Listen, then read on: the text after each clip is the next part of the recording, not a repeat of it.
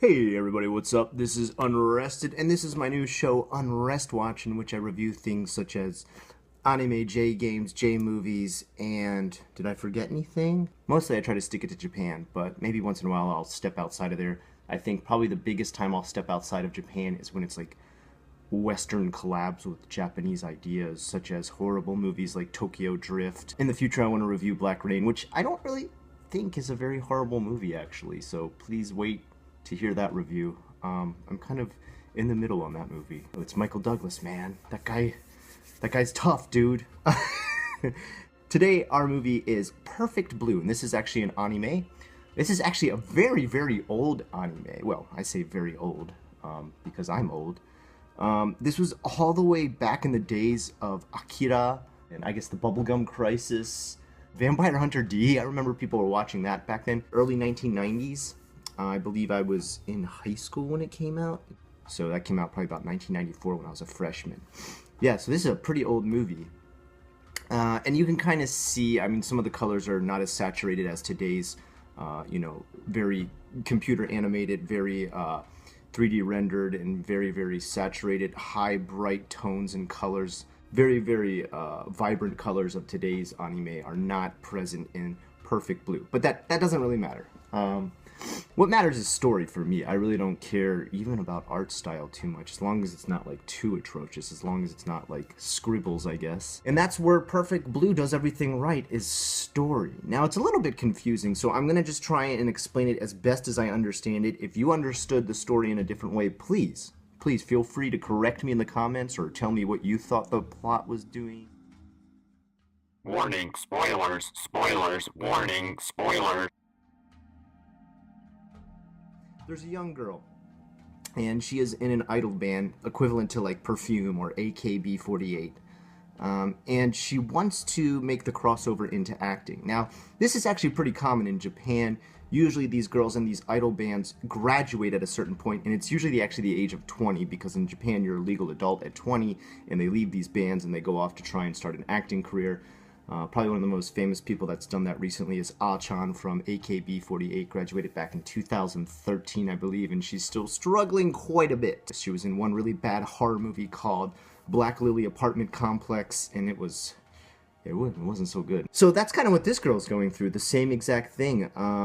She's crossing over into acting after leaving her idol group that she's been with for a while, and it's pretty hard for her. The first role she gets is super minimal. Like, she literally says, "Who are you?" I think is the only line she gets. Meanwhile, her manager and her agent are trying their best to get her more and more roles. And in the meantime, a couple other things are going on behind the scenes as well. She's got a stalker, this sort of deformed rabbit otaku idol fan, who, as it starts out, is working as a security guard at one of her concerts, but later becomes so obsessed that he starts thinking he is her still in the idol band. So can I try to explain that one more time? So she's left the idol band. This girl graduates, she leaves it. He still wants her to be part of that idol band. So he imagines she is. So he creates a version of her in his mind. And this version of her exists in his mind, and he gives it, I guess, its own presence, its own conscious. He writes emails as this version of her. He writes messages and vlogs and blogs all over the internet, to the point that he even starts his own website to create her persona, writes as her. He actually starts to write threats and stuff to the now real-life actor version of the idol who left the band. Am I making sense yet? This is already starting to branch off and fork into paths that are very hard to hold on to. So, one more synopsis. There's a girl. She's the star in her idol band. She leaves it to become an actress. Meanwhile, one of her fans is so obsessed that he imagines she's still in the band. He creates a version of her in his mind that he uses to harass the now real-life version who has left to become an actress. Okay, I think I've got us caught up. But at the meantime, there's more going on. After her first very small role, she gets a larger role in a kind of psychological crime thriller.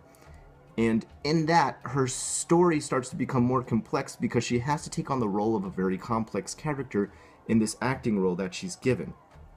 Now, this is where it really started to get very confusing, and please correct me if you guys figured this out better than I did. I'm kind of a lame brain when it comes to very complex plots in movies. It appears what's happening is she's a method actor, and she starts getting into the idea of this character who she plays that has a huge amount of psychological problems that split her personality multiple ways. She's a murderer, she's an idol, she's an actress, and everything all within this movie. And the reason that she's had to separate her brain into different ways is because within that movie there's a rape scene that horribly traumatizes her. Now, this is only happening within the movie. She isn't actually raped in real life. But it seems as though that scene that she had to film kind of did spill into her real life and is breaking her down mentally at the same time. So, in the movie, she starts to have these splits and going different pathways with her mind and thoughts and everything in the movie that she's starring in. And at the same time, her stalker is going after her via websites that talk trash about her. And then on top of it, she starts seeing visions of her old self still inside of the idol band, dressed up in her old idol uniform, and that starts to chase her around.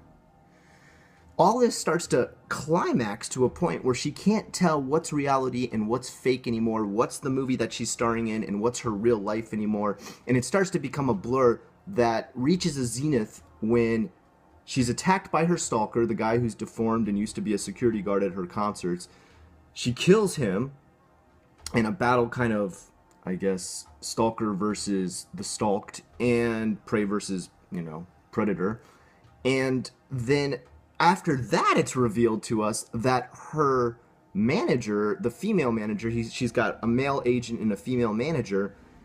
That woman has still been obsessed with the old idol version of her as well, and has been taking her old costumes and dressing up in them. Now, she's a very large, overweight woman who appears to be very kindly and takes a lot of good care of this main character, but at some point, I guess she has a psychological break when she watches her have to take on these roles as a rape victim and as a psychological patient for a criminal investigation in these movies. It breaks her, and she tries to take over the persona that used to be the idol in this old idol band.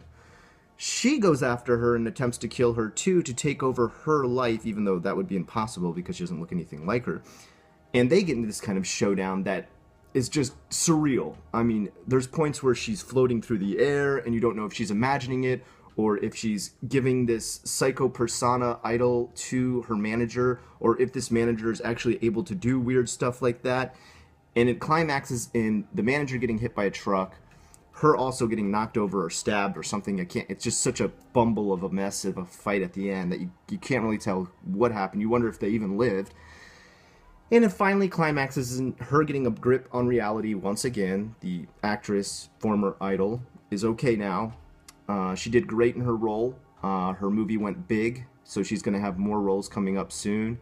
And her ex-female manager is now in an asylum because she's gone completely psycho break and thinks she's the old version of the actress that she now takes care of. Holy hell, man. Trying to explain this is just a total mindfuck. The entire movie is, but at the same time, if you know the culture of Japan's idols, actresses, talento, it makes so much sense. I am not a big fan of remakes. I hate remakes for the most part. I think the only remake I ever liked was Dawn of the Dead remake, and I don't even like Zack Snyder, so I'm surprised I like that. And this is one of the few movies I would say I would love to see a remake of. And the main reason is mostly just because a lot of the stuff that you see in the movie is very, very outdated. The computers they use are these giant CRT, like IMAX from like the 1990s, where they're putting floppy disks in and stuff and booting up on AOL to use the internet. You're listening to Internet Handshake to like hear them connect. It's hilarious. And I think probably for a younger generation, that would be very hard to connect to. You guys didn't have to deal with dial-up modems and stuff like that. So on top of that, it's a little washed out color-wise, and I think the story could be improved upon as far as making it a little bit more clear, especially near the end. Like, we can kind of understand the stalker situation. That's very real. That happens a lot in Japan. That happens a lot in South Korea, too. A lot of idols and talents have their very, very famous and crazy stalkers. I think that even happens in Hollywood quite a bit too, but those people can usually afford a massive amount of security, so they're a little more safe. But it has happened before where stalkers have killed people, where stalkers have done crazy, crazy things like shown up to their house. Anyway, guys, that's Perfect Blue. I hope I did my best to wrap it up into a nutshell for you to kind of understand. Recommend it? Yes. Check it out. Perfect Blue. I think you can just find it for free on YouTube at this point. It's such an old movie. Until next time, I'm Unrested. This is Unrest Watch. Let me know what you want to see next.